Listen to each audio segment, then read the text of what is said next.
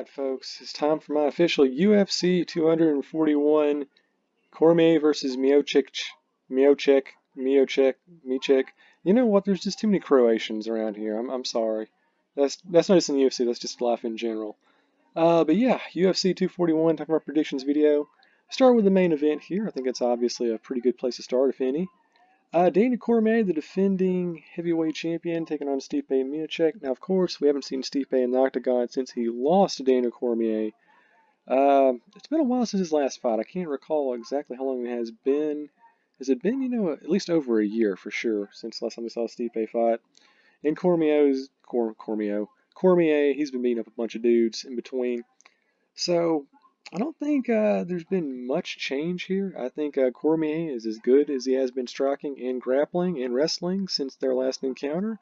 And I think, if anything, Miocic's going to go in there with considerable ring rust. And in case you forgot, Cormier blasted him last time.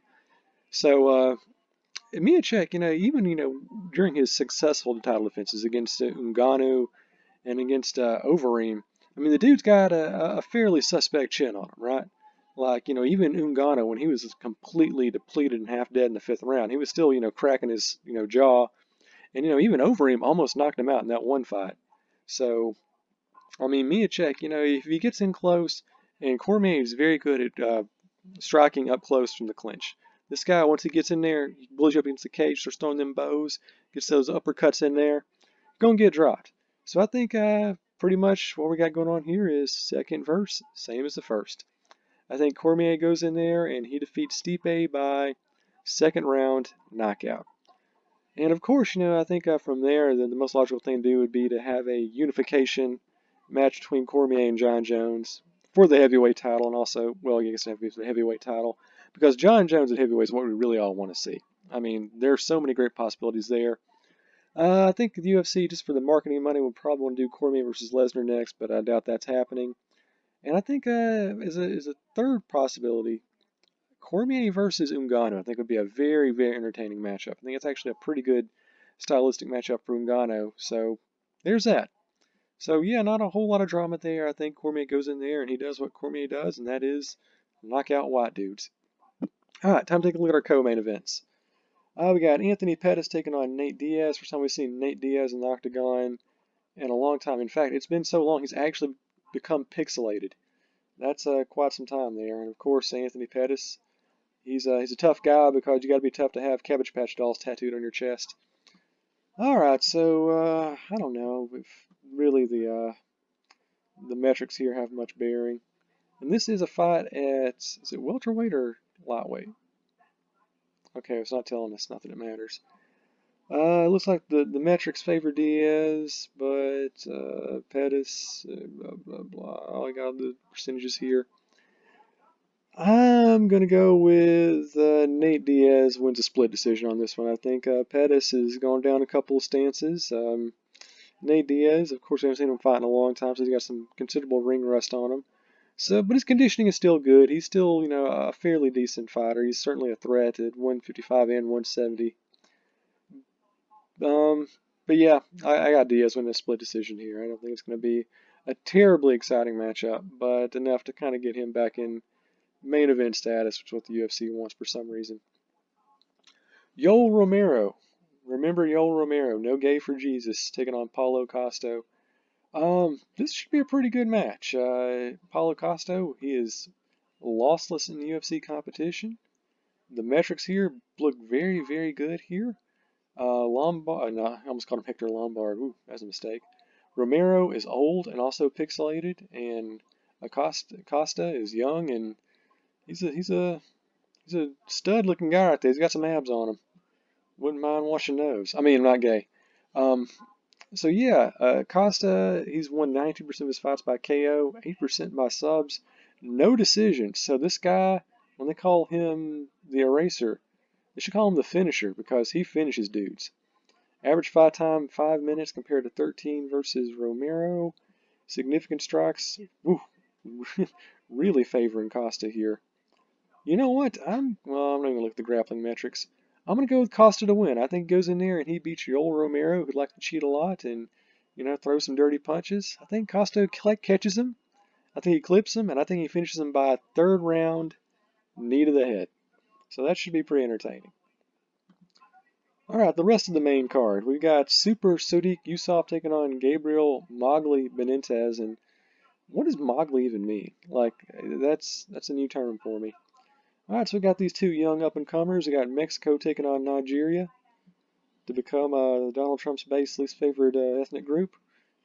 Looking at the metrics here, looking a little bit better there for Yusuff. Significant strikes, Yusuff, 50%.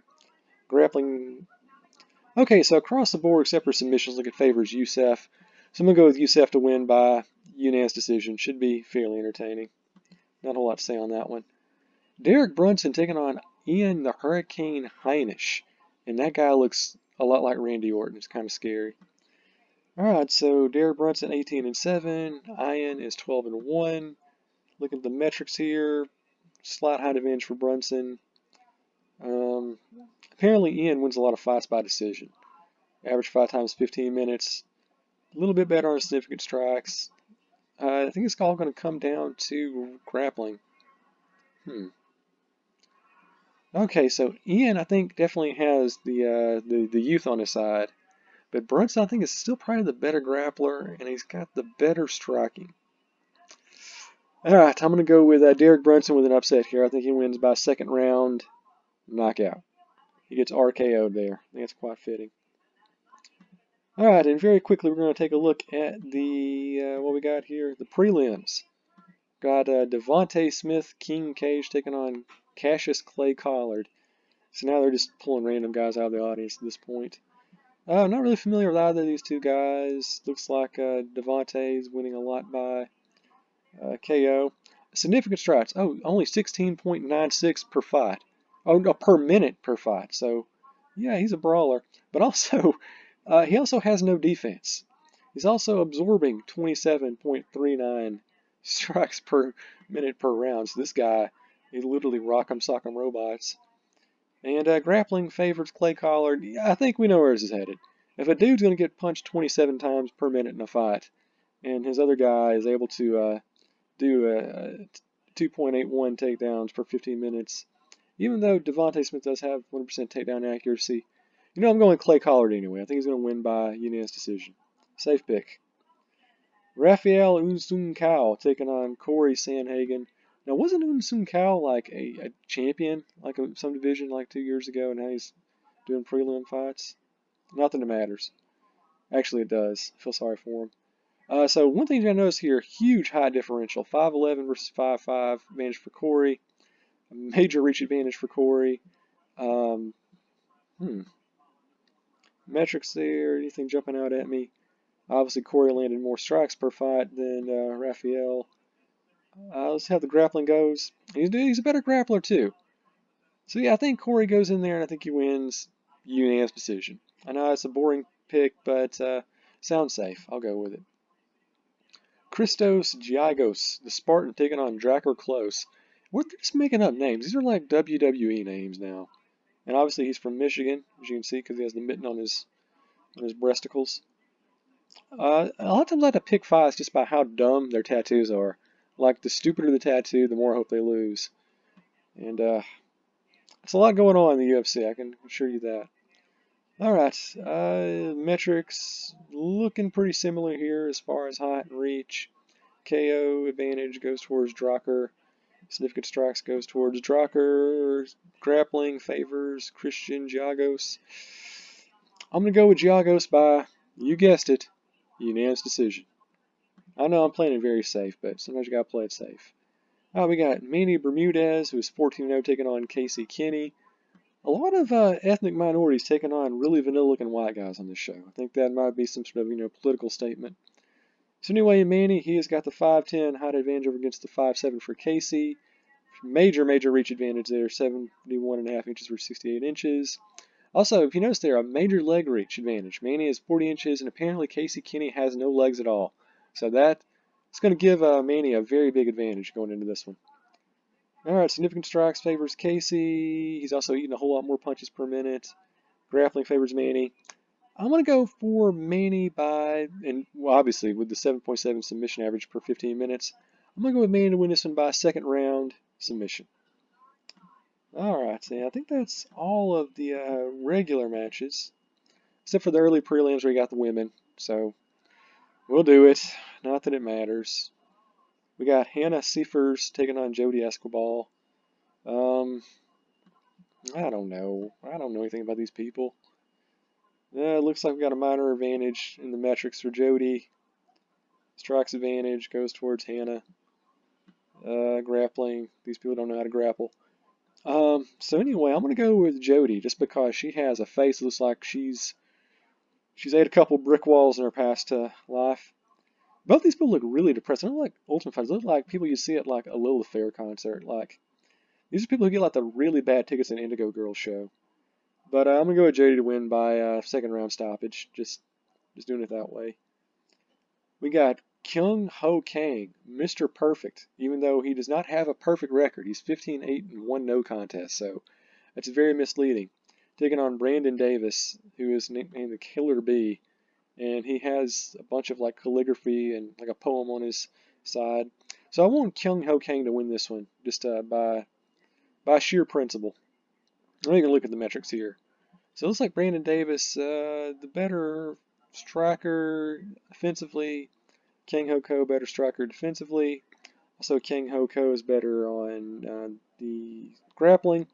You know, I'm going to go with Kyung Ho Ko to win this one by unanimous decision. I know. Very, very safe pick on my part, but whatever. Alright, and now we have the battle of substitute teachers as Sabina Mazo takes on Shanna Dobson. Sabina is named the Colombian Queen, and Shayna Dobson is Danger. And she literally looks like she's like a middle-aged, like third-grade inner-city math substitute teacher. That's pretty cool. Alright, so they're both coming off losses. The metrics are pretty much identical. Have never seen either of these two before in my life. Significant strikes looks about even. You know what, I'm going to go with Sabina Mazda to win this one by, you guessed it, unanimous decision. Alright, so those are my UFC 241 picks. Looks like we got some pretty decent stuff across the board. Some decent looking main event matches. Probably not one of the better cards we're going to have all year round, but overall, I'll probably tune in. It looks decent. You know, you got a good heavyweight matchup. Somebody's going to get knocked out. You got Nate Diaz, probably do something stupid.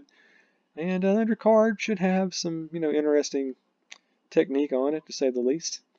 Alright, like I said, those are my picks. Feel free to take them to the bank, run with them. Bet your kids college savings on it, bet your mortgage. Probably won't regret it. But then again, remember, these are just, you know, they're not to be taken seriously, even though if you did take them, you'd probably make a lot of money. Just throwing that out there.